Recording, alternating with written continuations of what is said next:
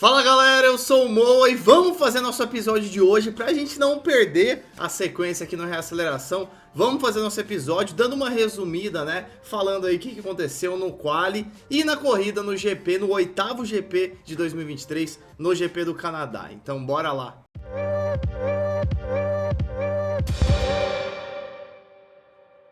Você deve estar percebendo que eu tô meio atrasado, né, para fazer esse episódio do GP no Canadá. Estava de férias, estava viajando, não consegui fazer o episódio junto, assistir o GP, mas não consegui fazer o episódio junto aqui. Então, para não ficar um buraco, né, da temporada 2023, vamos falar rapidinho aqui do GP do Canadá, só o principal, pincelar os principais pontos do que aconteceram lá. Para variar, vamos falar do quali, né? Max Verstappen foi o pole mais uma vez esse ano. Tivemos a surpresa do Hülkenberg com a Haas em segundo, Jovem Alonso na terceira colocação. Depois a gente teve os carros da Mercedes, que a Mercedes vem melhorando, ainda não tá do jeito que o Hamilton quer, né? Brigando ali com a Red Bull, brigando por título, mas tá melhorando. Depois os carros da Mercedes, a gente teve ainda o Ocon numa boa posição, Lando Norris com a McLaren melhorando também, e os carros da Ferrari, hein? Os carros da Ferrari largando lá atrás, no meio, não tanto atrás, mas no meio do pelotão. Esse foi o quali, zero surpresa.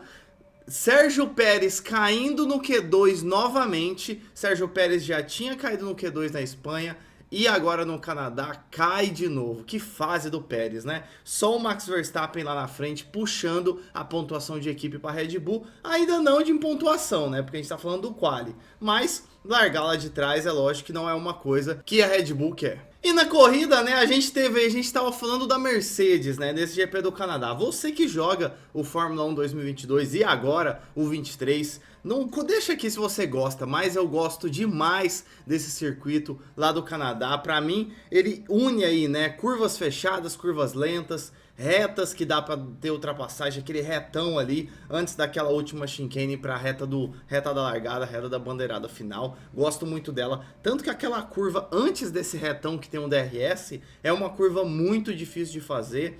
Em resumo, eu gosto demais desse GP do Canadá. Mas a gente estava falando até agora da Mercedes, né? No GP, o George Russell acabou abandonando a corrida e só o Hamilton completou, que já falando do Hamilton, né? Conseguiu uma ótima terceira colocação. E os 3 primeiros lugares desse GP do Canadá, olha só quantos títulos não tinham aqui. Max Verstappen venceu, para variar, né? Para variar em 2023. Jovem Alonso em segundo e Lewis Hamilton na terceira colocação. Olha só esse pódio, só com campeões mundiais aí, campeões da Fórmula 1. Depois a gente teve os 2 pilotos da Ferrari, o Charles Leclerc e o Carlos Sainz em ótimas colocações, conquistando aí 4º e 5º lugar. Lembra que a gente falou que eles largaram lá de trás no meio do pelotão? Eles tiveram uma boa corrida de recuperação e, por incrível que parível, as estratégias da Ferrari deram certo. Olha só, a Ferrari não acabou com a corrida dos seus pilotos e nem um carro, né?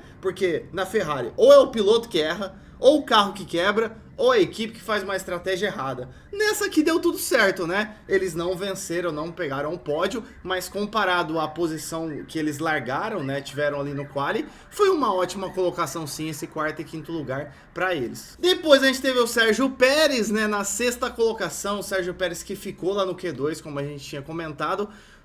Vamos ser bem sinceros, foi uma boa corrida de recuperação do Pérez, foi, mas a régua da Red Bull é muito alta, então a Red Bull quer que seus pilotos fiquem em primeiro e segundo e não com uma diferença muito grande. Então o 6º lugar para o Pérez com certeza não foi uma coisa boa.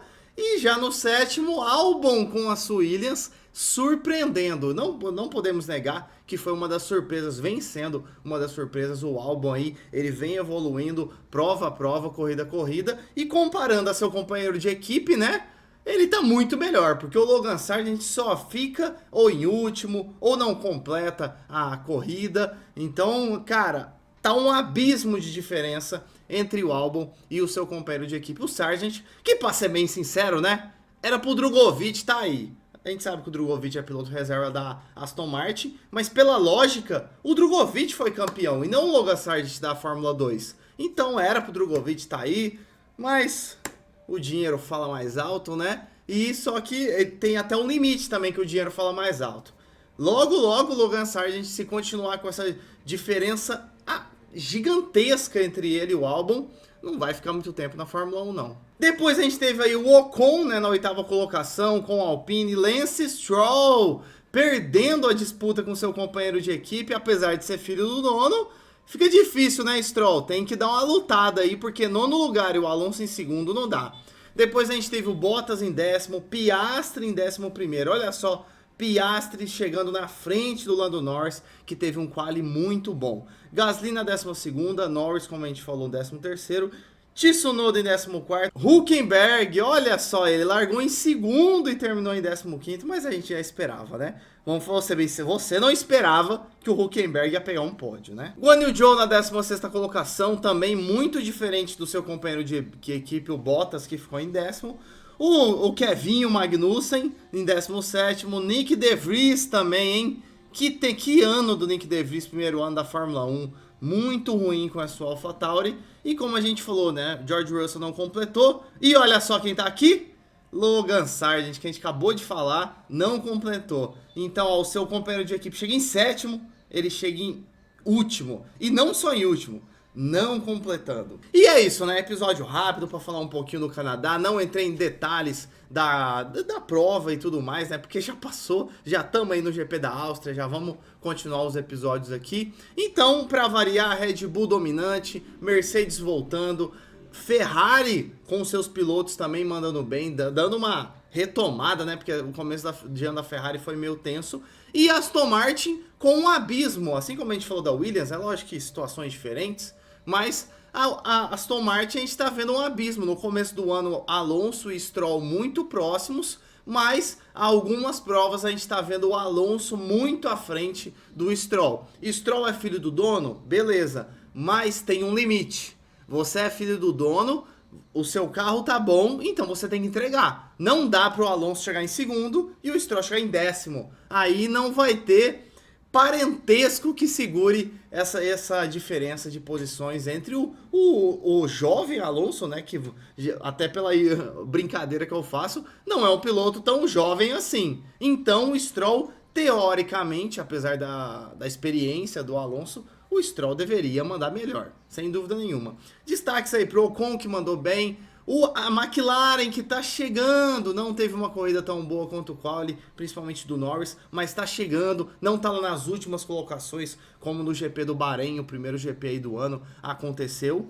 E depois a gente tem também a Haas, né, que é uma montanha russa, né? A Haas se classifica bem, o Hülkenberg também vem ganhando bastante do Magnussen, vem se classificando muito melhor, mas chega na corrida, acaba que a Haas é 880, por isso que eu falei essa montanha russa. Ou chega entre os 10 e pontua, ou fica lá atrás no grid. A Haas é uma incógnita, eu não sei o que pensar da Haas. Tudo pode acontecer com a Haas, é isso. Então é isso, galera, se gostou do episódio, deixa um like para ajudar a gente aqui do Reaceleração a trazer mais gente pro nosso mundo da Fórmula 1. E também não se esqueça, né? Clique aqui, se inscreva, siga o Reaceleração para não perder nada de Fórmula 1. Então é isso, valeu, falou!